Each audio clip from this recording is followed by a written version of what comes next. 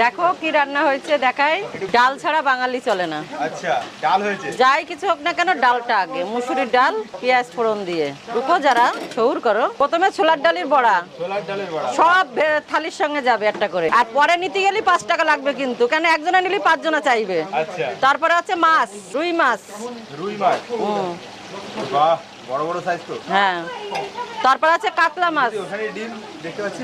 ও আছে দুটো একটা, আচ্ছা ওই থাকে।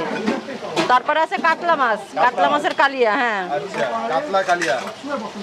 এই দেখো, কাতলা কালিয়া দেখলি বুঝতে পারবে।